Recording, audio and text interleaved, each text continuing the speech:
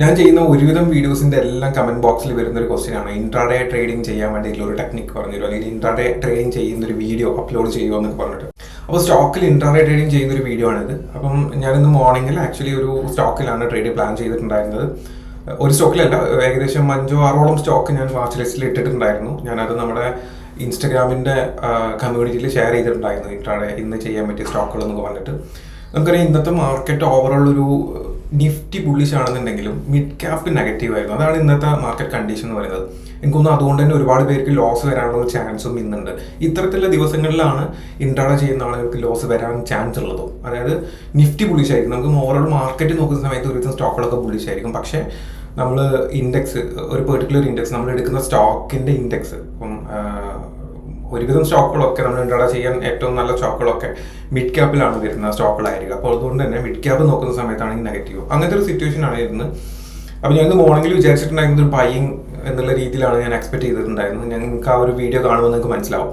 അതിൽ ഞാൻ ബൈയിങ് എന്നാണ് എക്സ്പെക്ട് ചെയ്തത്. പക്ഷേ ഞാൻ വിചാരിച്ച രീതിയിൽ ബൈയിങ്ങിലേക്കല്ല നമുക്ക് എൻട്രി കിട്ടിയത്, സെല്ലിങ്ങിലേക്കാണ് എൻട്രി കിട്ടിയത്. അപ്പോഴും ഞാൻ വലിയ ടാർഗറ്റ് ഒന്നും എക്സ്പെക്ട് ചെയ്തിട്ടുണ്ടായിരുന്നില്ല. പക്ഷേ സെല്ലിങ്ങിലേക്ക് നമുക്ക് നല്ല രീതിയിലുള്ള മൂവ്മെൻറ്റ് കിട്ടുകയും നമ്മൾ ചെറിയ രീതിയിലുള്ള പ്രോഫിറ്റ് ഒക്കെ ബുക്ക് ചെയ്തു. പക്ഷെ ആക്ച്വലി ഞാൻ ഈ വീഡിയോയിൽ ഞാൻ ട്രേഡ് പ്ലാൻ ചെയ്യുന്ന വീഡിയോയിലല്ല ഞാൻ എൻട്രി എടുത്തത്. ഞാൻ എൻട്രി എടുത്തത് വേറെ സ്റ്റോക്കിലായിരുന്നു. ഐ മീൻ ഒരു സ്റ്റോക്കിൻ്റെ ഓപ്ഷൻസിലായിരുന്നു, എക്സൈഡ് എന്ന് പറയുന്ന സ്റ്റോക്കിലായിരുന്നു ഞാൻ എൻട്രി എടുത്തത്.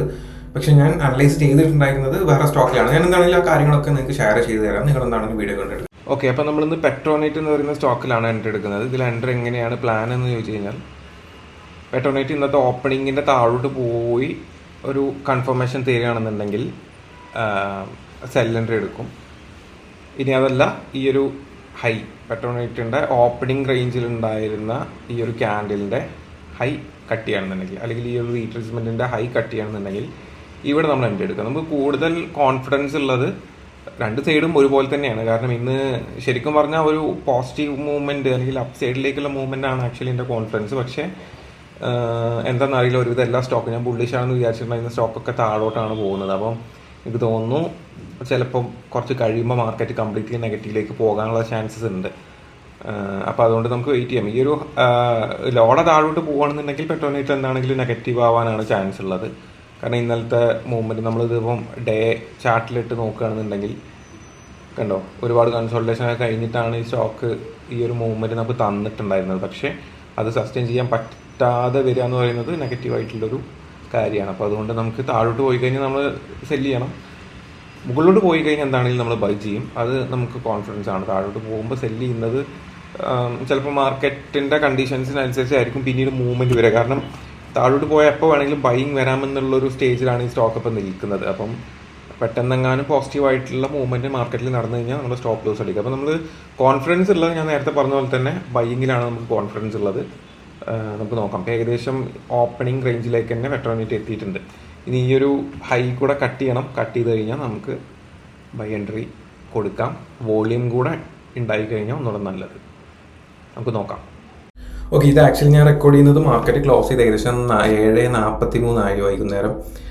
ആക്ച്വലി ഇന്ന് റെക്കോർഡ് ചെയ്യാൻ സമയം കിട്ടിയില്ല. പക്ഷേ ഞാൻ ഓൾറെഡി മോർണിംഗിൽ ചെറുതായിട്ടൊന്ന് റെക്കോർഡ് ചെയ്ത് വെച്ചതുകൊണ്ട് ഇത് കംപ്ലീറ്റ് ചെയ്യണം. സമയം നമ്മൾ സാധാരണ ലൈവ് നമ്മൾ വീഡിയോ അപ്ലോഡ് ചെയ്യാറ് 7 മണി സമയത്താണ്. പക്ഷെ ഇന്ന് സമയം കിട്ടാത്തത് കൊണ്ട് നമുക്ക് വീഡിയോ ഒന്നും ചെയ്യാൻ പറ്റിയില്ല.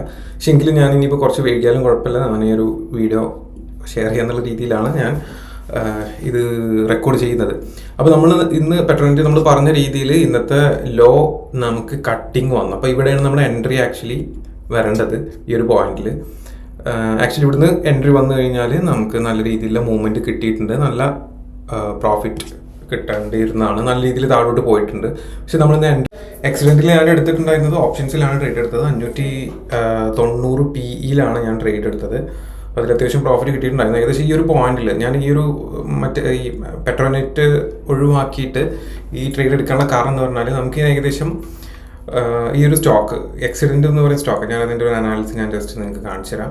ഇപ്പം എക്സിഡൻറ്റ് എന്ന് പറയുന്ന സ്റ്റോക്ക് ഇന്ന് ഓപ്പൺ ചെയ്തതിന് ശേഷം നല്ല രീതിയിൽ അപ് ട്രെൻഡ് പോയി. അതിനുശേഷം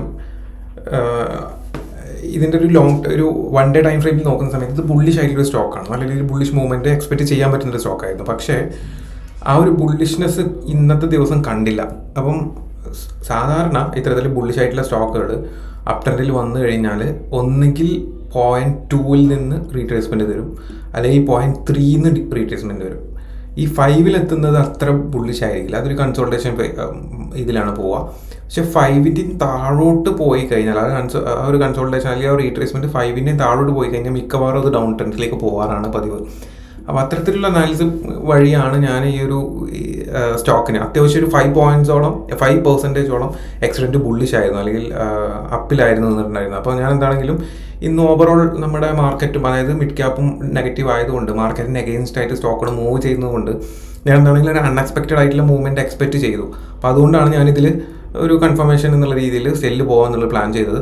അപ്പം ഈ പറഞ്ഞ രീതിയിൽ തന്നെ ഈ ആക്സിഡൻ്റ് എന്ന് പറഞ്ഞ സ്റ്റോക്ക് താഴോട്ട് വന്ന് ഈ 5 എന്നുള്ള ആ ഒരു നമ്മൾ വിചാരിച്ചിരുന്ന ആ ഒരു സപ്പോർട്ടിൻ്റെയും താഴോട്ട് പോയി റീട്രേസ്മെൻറ്റ് വന്ന സമയത്ത് ഈ ഒരു പോയിന്റിൽ നിന്നാണ് ഞാൻ എൻട്രി പ്ലേസ് ചെയ്തത്, പുട്ട് ഓപ്ഷനിൽ എൻട്രി പോയത്.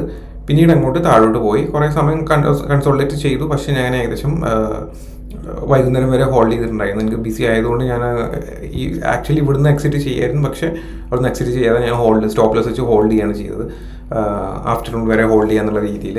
അപ്പോൾ അങ്ങനെ ഹോൾഡ് ചെയ്ത് ഏകദേശം ഈ ഒരു ലെവലിലെത്തി 3 മണി സമയമായപ്പോഴേക്ക് ഞാൻ എക്സിറ്റ് ചെയ്യാണ് ചെയ്തത്. അപ്പോൾ ഇതാണ് ആക്സിഡൻറ്റിൽ ഞാൻ എടുത്ത ട്രേഡ്. പക്ഷേ ഞാൻ മോർണിംഗിൽ അനലൈസ് ചെയ്ത് നിങ്ങൾക്ക് കാണിച്ചു തന്നത് ഈ പെട്രോനെറ്റിലാണ്. അപ്പോൾ അതുപോലത്തെ ട്രേഡ് തന്നെ ആയിരുന്നു ഇത്. അപ്പോൾ നിങ്ങൾക്ക് ഏകദേശം കാര്യങ്ങൾ മനസ്സിലായെന്ന് വിചാരിക്കുന്നു. അപ്പോൾ ഞാൻ 2 സ്റ്റോക്കിലും 2 മെത്തേഡാണ് യൂസ് ചെയ്തത്. ഇവിടെ ഞാൻ യൂസ് ചെയ്തത് ഇന്നത്തെ ലോ കട്ട് ചെയ്യുകയാണെങ്കിൽ സെല് ചെയ്യുക എന്നുള്ളതും, ഇവിടെ ഞാൻ യൂസ് ചെയ്ത് ഈ ബുള്ളിഷ് ആയിട്ടുള്ള സ്റ്റോക്കിൽ ഞാൻ യൂസ് ചെയ്ത ടെക്നിക്ക് എന്ന് പറയുന്നത് ഫിബ് റീട്രേസ്മെൻറ്റിൻ്റെ 0.5 താഴോട്ട് പോയി കഴിഞ്ഞാൽ അടുത്ത റീട്രേസ്മെൻറ്റിൽ താഴോട്ടുള്ള സെല്ല് ചെയ്യാന്നുള്ള രീതിയിലുള്ള ട്രേഡാണ് എടുത്തത്. അപ്പോൾ ഇതുപോലത്തെ വീഡിയോസ് നിങ്ങൾക്ക് വേണമെന്നുണ്ടെങ്കിൽ താഴെ കമൻറ്റ് ചെയ്ത് അറിയിക്കുക. അതുപോലെ തന്നെ ഈ വീഡിയോയുടെ അഭിപ്രായങ്ങളും കാര്യങ്ങളൊക്കെ നിങ്ങൾ അറിയിക്കുക. നമ്മുടെ ടെലിഗ്രാം ചാനലിൽ നിങ്ങൾ ജോയിൻ ചെയ്തിട്ടില്ലെങ്കിൽ ടെലിഗ്രാം ചാനലിൽ ജോയിൻ ചെയ്യുക. Thank you.